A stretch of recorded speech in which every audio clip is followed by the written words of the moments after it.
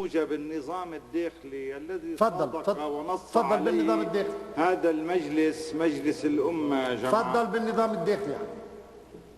بالنظام الداخلي بدي أذكر الإخوان إنه في مادة بعتقد هالمادة تجيز لأي نائب في حال التعرض لشخصه، في حال التعرض لحزبه، في حال التعرض لمعتقده، في حال التعرض لرأيه، تجيز لهذا النائب.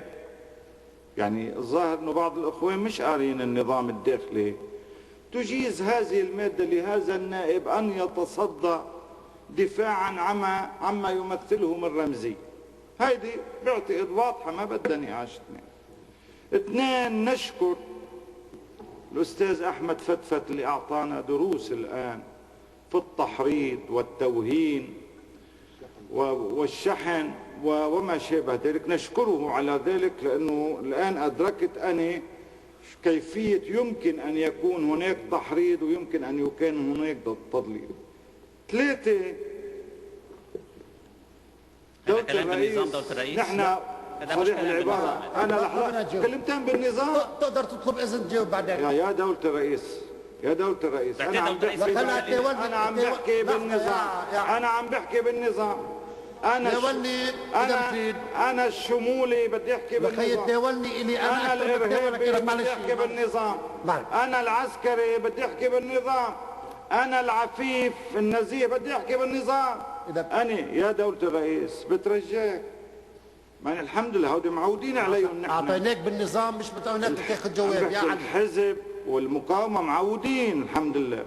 هذا لسان حال الامريكي والاسرائيلي معودين عليه. لا هذا كلام مرفوض. هذا لسان حال الامريكي والاسرائيلي. هذا كلام مرفوض.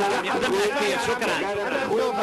هيدا اكبر دليل على اللي كنا عم نقوله. يا علي دولة الرئيس يا علي هذا الكلام هذا صدى شاي مرجعيون. هذا الكلام مرفوض يا علي. اندليزا رايس يا علي هذا صدى من تواطأ. هذا الكلام مرفوض. الناس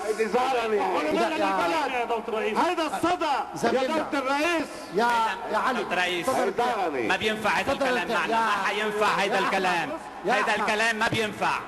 اسمع يا علي تفضل ارتاح، ممنوع كلامك. ارتاح ارتاح تاني. ارتاح ارتاح ارتاح ارتاح.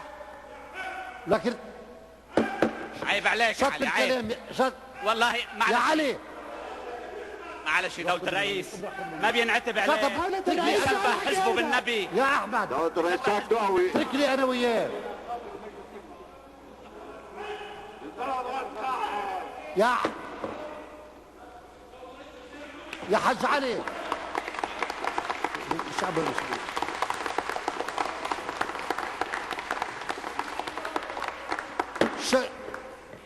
خلاص بلا هالموضوع، بلا هالكلام. ممنوع تحكي، ممنوع تحكي.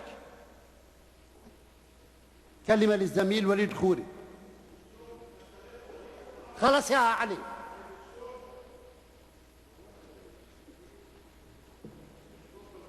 لا إذا بتريد لا بضطر إني ظهرك لبرا. ها